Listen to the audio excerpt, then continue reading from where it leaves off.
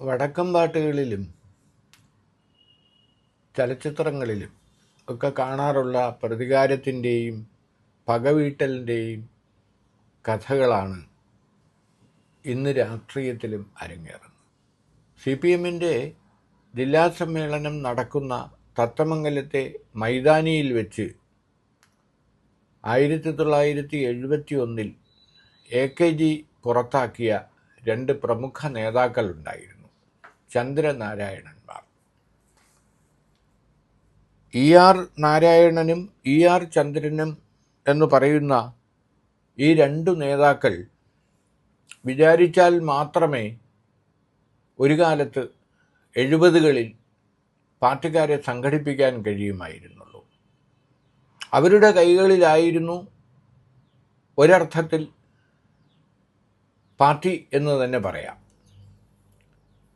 അവർ പാർട്ടിക്ക് ഒരു വെല്ലുവിളിയായി മാറിയ സന്ദർഭത്തിലാണ് 71 പാർലമെൻറ്റിൽ മത്സരിക്കാനായി AKG, സാക്ഷാൽ AKG പാവങ്ങളുടെ പടത്തലവൻ പാലക്കാടെത്തുന്നത്. അപ്പോൾ AKGയെ പോലും വെല്ലുവിളിക്കുന്ന തരത്തിൽ ചന്ദ്രനാരായണന്മാർ ഉണ്ടെങ്കിലേ പൊതുയോഗം പോലും നടത്താൻ കഴിയൂ, പ്രകടനം നടത്താൻ കഴിയൂ എന്ന അവസ്ഥ. അവരുടെ കായിക ബലത്തിന് മുന്നിൽ കർഷകരും കർഷക തൊഴിലാളികളും എല്ലാം പേടിച്ചിരുന്ന ഒരു കാലം. അങ്ങനെയുള്ള നാരായണനെയും ചന്ദ്രനെയും പുറത്താക്കണമെന്ന്, പാർട്ടിയിൽ നിന്ന് പുറത്താക്കണമെന്ന് സ്ഥാനാർത്ഥിയായി വന്ന AKG ആവശ്യപ്പെടുന്നു. അന്ന് ജില്ലാ സെക്രട്ടറി PP കൃഷ്ണനായിരുന്നു. അദ്ദേഹം പറഞ്ഞു, സഖാവ് സ്ഥാനാർത്ഥിയാണ്, ചന്ദ്രനാരായണന്മാരെ പുറത്താക്കിക്കൊണ്ട് തെരഞ്ഞെടുപ്പിനെ നേരിടാനാവില്ല എന്ന നിലപാടായിരുന്നു PP കൃഷ്ണനും അന്നത്തെ നേതൃത്വം സ്വീകരിച്ചത്. AKG പറഞ്ഞു, ആ കൊള്ളക്കാരെ വെച്ചുകൊണ്ട് എനിക്ക് വിജയിക്കേണ്ട, അങ്ങനെയാണെങ്കിൽ ഞാൻ മത്സരിക്കില്ല. അപ്രതീക്ഷിതമായി ജില്ലാ സെക്രട്ടേറിയറ്റിലേക്ക് കയറി വന്ന PB അംഗമായിരുന്ന AKG ഇവരെ പുറത്താക്കാനുള്ള തീരുമാനം ജില്ലാ കമ്മിറ്റിയെ കൊണ്ട് എടുപ്പിച്ചു.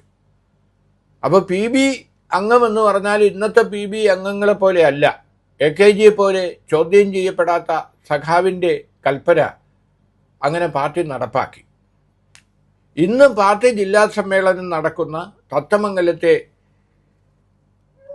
റിക്രിയേഷൻ ഗ്രൗണ്ട് എന്ന് പേരുണ്ടായിരുന്ന ആ മൈതാനത്ത് നാരായണൻ്റെ മകൻ സുരേഷ് ബാബു ഇന്നത്തെ ജില്ലാ സെക്രട്ടറിയുടെ നേതൃത്വത്തിലാണ് സമ്മേളനം അരങ്ങേറുന്നത്.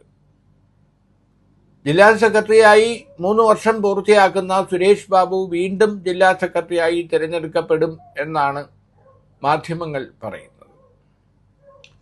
ആലോചിച്ചു നോക്കൂ, ഒരു മധുര പ്രതികാരത്തിൻ്റെ കൂടി പൊതുയോഗമാണ്, പ്രകടനമാണ് ചിറ്റൂർ താലൂക്ക് ഇന്ന് സാക്ഷ്യം വയ്ക്കുന്നത്. 71 സാക്ഷാൽ AKG ഇതേ മൈതാനത്ത് നിന്നുകൊണ്ടാണ് ചന്ദ്രനാരായണന്മാരെ പുറത്താക്കിക്കൊണ്ട് പ്രഖ്യാപനം നടത്തിയത്. അങ്ങനെ പുറത്താക്കി കഴിഞ്ഞപ്പോൾ ശക്തരായിരുന്ന ഈ രണ്ട് നേതാക്കളും, കാരണം ജനങ്ങളെ സംഘടിപ്പിക്കാൻ സമർത്ഥരായിരുന്ന അവർ രണ്ടുപേരും CPIയിലേക്ക് പോയി. CPIയിൽ ചേർന്ന ഇവരെ അന്ന് അംഗത്വം നൽകി സ്വീകരിച്ചത് C അച്യുതമേനോൻ്റെ നേതൃത്വത്തിലാണ്. കോൺഗ്രസും CPIയും ഒന്നിച്ചു നിന്നിരുന്ന കാലം. AKGക്കെതിരെ അവരെല്ലാവരും ചേർന്ന് ഒരു പൊതു സ്ഥാനാർത്ഥിയെ നിർത്തിക്കൊണ്ടാണ് AKGയെ നേരിട്ടത്. അന്ന് ഈ ചന്ദ്രനാരായണന്മാർ പറഞ്ഞു, ഏതോ ഒരു ഗോപാലൻ മത്സരിക്കുന്നുണ്ട്, ആ ഗോപാലൻ പാർലമെൻറ്റിലെന്നല്ല വാളയാർ ചുരം പോലും കടക്കില്ല എന്ന് പറഞ്ഞു. പക്ഷേ AKG വലിയ ഭൂരിപക്ഷത്തിൽ അന്ന് വിജയിച്ചു.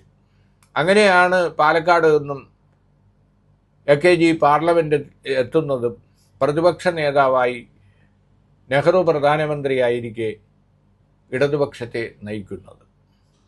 അപ്പോൾ ആ ചരിത്രം അറിയുന്ന ചിലരെങ്കിലും, പിണറായി വിജയനും ഇളമരം കരീമും AK ബാലനും ഉൾപ്പെടെയുള്ള ആളുകൾക്ക് ഈ ചരിത്രം അറിയാം. അപ്പോൾ ആ ചരിത്രങ്ങളിൽ നിന്ന് പാഠം ഉൾക്കൊള്ളുന്നവരാണ് കമ്മ്യൂണിസ്റ്റുകാർ എന്നാണ് നാം കരുതുന്നത്. ആഗോളതലത്തിലായാലും ദേശീയ തലത്തിലായാലും ചരിത്രം പഠിക്കുകയും ചരിത്രത്തിൽ നിന്ന് പാഠം ഉൾക്കൊള്ളുകയും ചെയ്യുന്ന ആളുകളാണ് സഖാക്കൾ. പക്ഷേ ഇവിടെ ചരിത്രം ഉൾക്കൊണ്ടിരിക്കുന്നത് ഇന്നത്തെ ജില്ലാ സെക്രട്ടറി ആയിരിക്കുന്ന സുരേഷ് ബാബുവാണ്. സുരേഷ് ബാബുവിൻ്റെ കുടുംബമാണ്. നാരായണൻ്റെ മകനായ സുരേഷ് ബാബു ജില്ലാ സെക്രട്ടറിയായി തിരഞ്ഞെടുക്കപ്പെട്ടപ്പോൾ തന്നെ ആ 71 ചരിത്രം AKG സുരേഷ് ബാബുവിൻ്റെ അച്ഛനെ പുറത്താക്കിക്കൊണ്ട് പ്രസംഗിച്ച അതേ മൈതാനിയിൽ ജില്ലാ സെക്രട്ടറി എന്ന നിലയിൽ ഇപ്പോഴത്തെ PB അംഗങ്ങളായ പിണറായി വിജയനെയും വിജയരാഘവനെയും എല്ലാം അണിനിരത്തിക്കൊണ്ട് സമ്മേളനത്തിൻ്റെ സംഘാടന ചുമതല നിർവഹിച്ചുകൊണ്ട് വീണ്ടും ഒരു വട്ടം കൂടി സെക്രട്ടറിയാകാൻ അദ്ദേഹം തയ്യാറെടുക്കുമ്പോൾ അത് ഒരു മധുര പ്രതികാരത്തിൻ്റെ കഥ കൂടിയാണ്. ഈ കഥ മനസ്സിലാക്കാൻ, ഈ കഥ അറിയാവുന്ന ഒരു തലമുറ CPM-ൽ ഇന്നും ഉണ്ട്. പക്ഷെ അവരെല്ലാം സൗകര്യപൂർവ്വം അതെല്ലാം മറക്കുകയാണ്.